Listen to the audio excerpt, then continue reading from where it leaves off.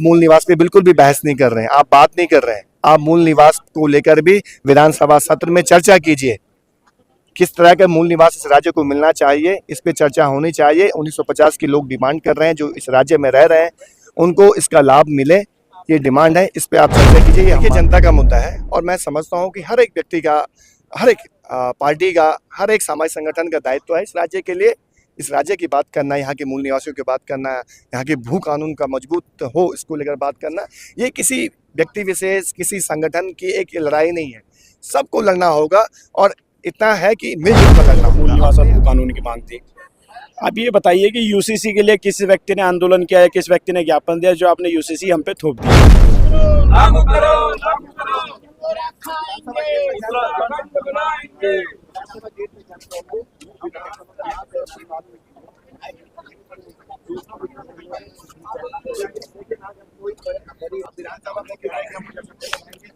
अभी हमें स्थिति स्पष्ट नहीं है क्यों माफिया के पक्ष में कानून बनने जा रहा है या जनपक्षीय कानून बनने जा रहे हैं। तो इसको लेकर हम आज मुख्यमंत्री से, मंत्रियों से, विधायकों से मिलने आए हैं और उनको याद दिलाना चाहते हैं जो आप जनता से वायदे करते हैं आप उनको पूरा कीजिए। तो आप हमें विधानसभा गेट तक जाने की अनुमति दीजिए। आप ही के पास आ गए कि जो आपकी मांग है, जो आपकी भावना व्यक्त कर, हम आप ही के लिए खड़े हैं और आपकी भावनाओं को तक पहुंचाने के लिए हम लोग हैं यहाँ पर।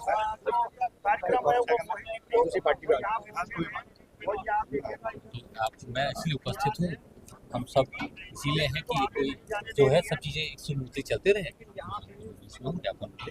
और आपकी जो मांग पत्र है, जो बातें हैं, आप लोग ज्ञापन कोई लाए बना के लाएं या ये लाएं, इसी के माध्यम से हम पहुँचा दें। तो सर हमें ये बात समझ में नहीं आती है कि एक बात, आप जो सत्र करने जा रहे हैं, आप इस समय पूर्व विधायकों की पेंशन बढ़ाने जा रहे हैं। पहले 40,000 मिलती थी, अब 60,000 मिलने जा रही है। ये भी सवाल हम पूछने जा रहे थे कि ऐसा क्या है। पिछले सत्र में जब गैरसैंण में विधानसभा सत्र हुआ तो विधायकों के वेतन भत्ते आपने बढ़ाए, 4 लाख रुपए वेतन भत्ता एक विधायक को मिल रहा है और अब आप पूर्व विधायकों की पेंशन बढ़ा रहे हैं। तो क्या आपको इस राज्य के उन कर्मचारियों की चिंता नहीं है, उन उपनल कर्मचारियों की, उन गुरिल्ला संगठन के लोगों की, उन आउटसोर्स कर्मचारियों की चिंता नहीं है? आशा, आंगनबाड़ी और हमारे भोजन माताएं हैं, हमारे और भी बहुत सारे कर्मचारी जो न्यूनतम मानदेय में इस राज्य में काम कर रहे हैं, बिल्कुल भी चिंता नहीं है।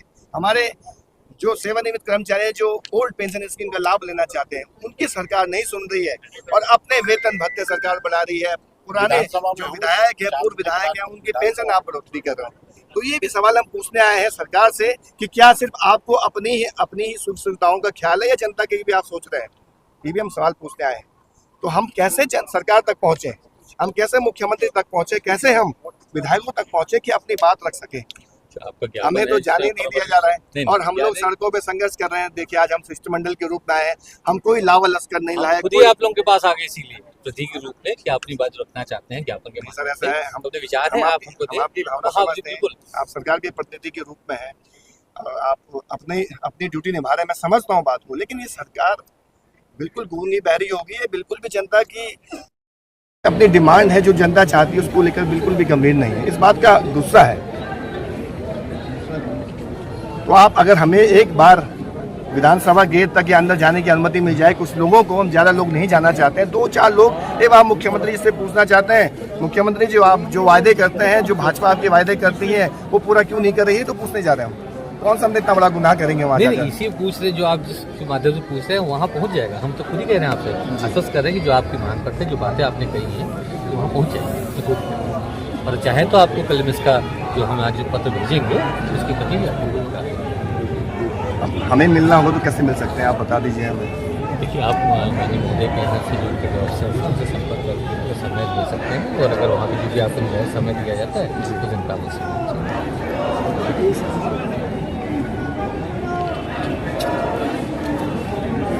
तो अभी हम लोग सिटी मजिस्ट्रेट महोदय जी को भाजपा सरकार ने दृष्टि पत्र 2022 में जारी किया था, भाजपा ने जो वायदे जनता से किए थे वो हम आपको सौंपने जा रहे हैं और हमें विधानसभा में जाने की अनुमति नहीं दी जा रही है और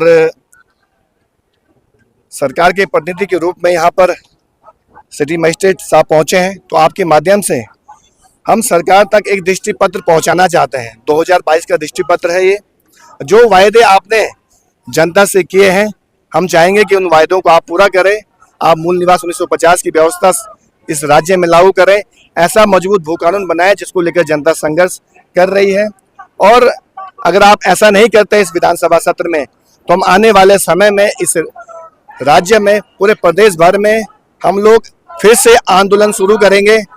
यहाँ की जनता को लामबंद करेंगे, सड़कों पे उतरेंगे और तब तक लड़ाई ये जारी रहेगी जब तक सरकार हमारी इन मांगों पर गौर नहीं कर लेती है। तो अभी हम आपके माध्यम से ये दृष्टि पत्र सरकार तक पहुंचा रहे हैं। देखिए, एक तो हम सरकार को याद दिलाने आए। सरकार की स्मृति मुझे लग रहा है बहुत कमजोर हो गई है।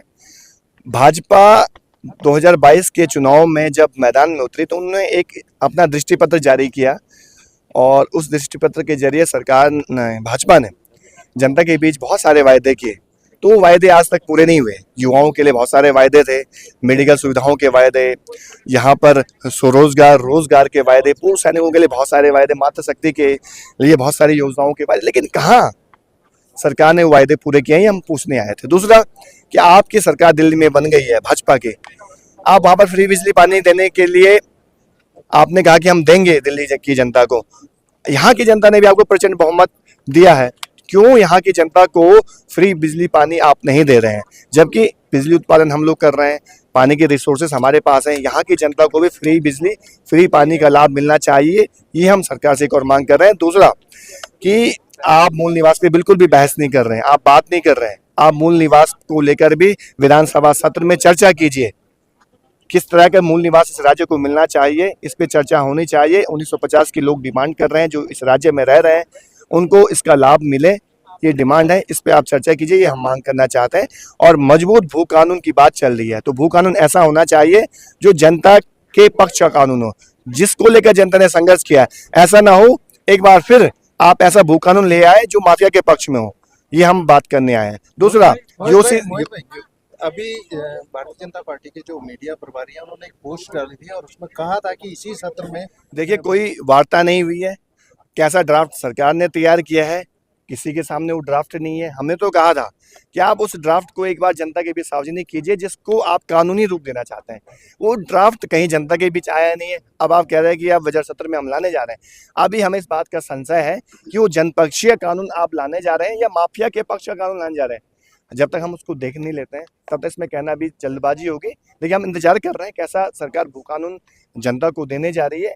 अगर वो माफिया के पक्ष में होगा तो बहुत बड़ा विरोध हम करेंगे, जनपक्षीय होगा तो हम सरकार को शाबाशी देंगे।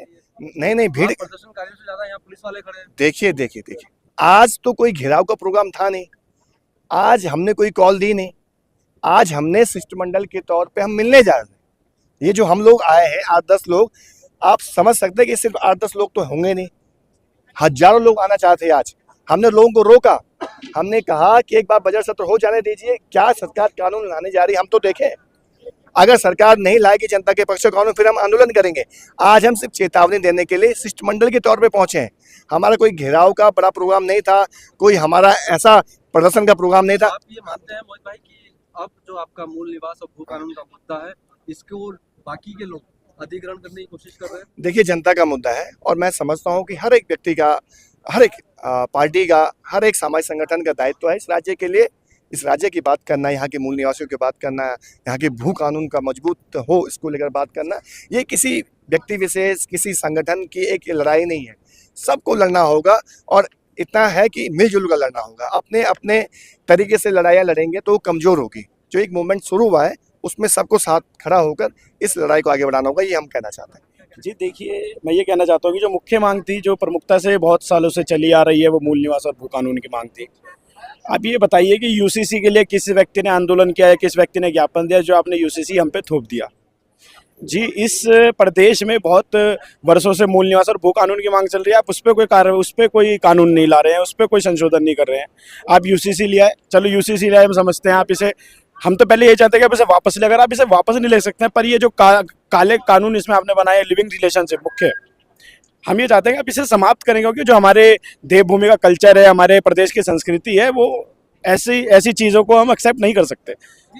जी देखिए, जिस तरीके से आज का हमारा युवा वेस्टर्न कल्चर को फॉलो करने लगा है, तो कहीं ना कहीं जो ये यूसीसी का एक्सपेरिमेंट हमारे प्रदेश पे किया गया है, कहीं ना कहीं भाजपा ने अपने लाभ के लिए, अपने वोट बैंक के लिए इसको लागू किया है, जिससे कि युवा को वो आकर्षित कर सके। परंतु मैं उन युवाओं को समझाना चाहता हूं, बताना चाहता हूं कि ये जो चीजें हैं ये बहुत गलत है। हमारा देवभूमि है, हमारा प्रदेश जहाँ पे भगवानों का वास है, जहाँ पे बहुत हमारी संस्कृति, हमारा कल्चर बहुत अलग है, तो इन चीजों को हम एक्सेप्ट नहीं कर सकते। और मैं यही उन युवाओं से कहना चाहता हूँ कि आप लोग भी इसका विरोध करें, आप लोग भी जागें, क्योंकि अब हमें आगे बढ़ के हम लोगों को आगे करना पड़ेगा। क्योंकि हमारे जो बुजुर्ग थे उन लोगों ने अपनी लड़ाई लड़ी, उन्होंने अपने हकों की लड़ाई लड़ी, और आज हम जो हम जी रहे हैं, हम सारी चीजें कर रहे हैं, वो हमारे लिए करके गए। अब हमें अपने आने वाली पीढ़ी के लिए हमें लड़ना पड़ेगा, हमें खड़ा होना पड़ेगा, हमें आगे बढ़ चढ़ कर सहयोग करना पड़ेगा।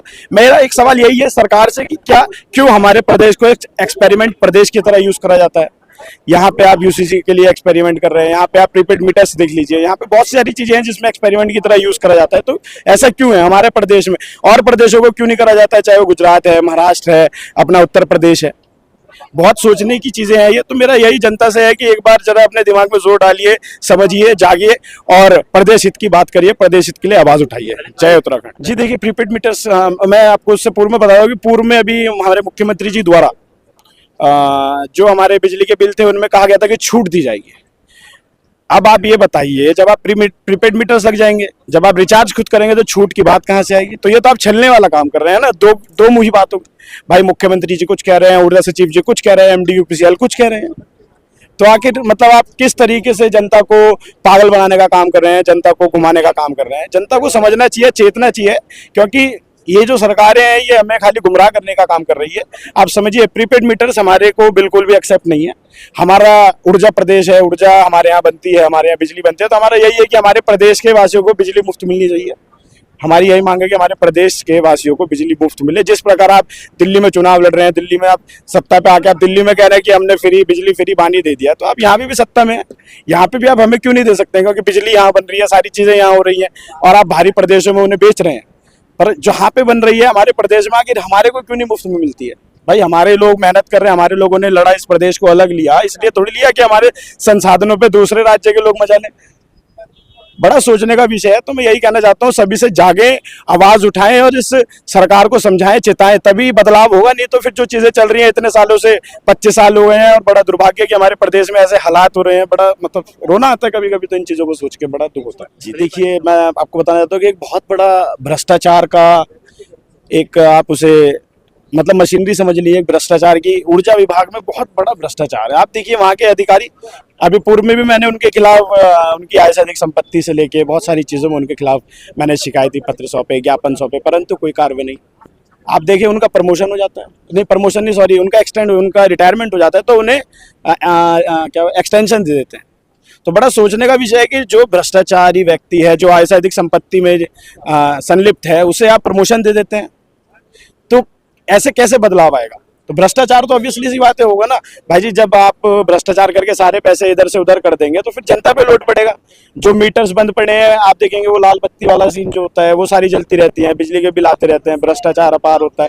तो इन चीजों पर लड़ना समझना पड़ेगा, तब जाके बदलाव होगा।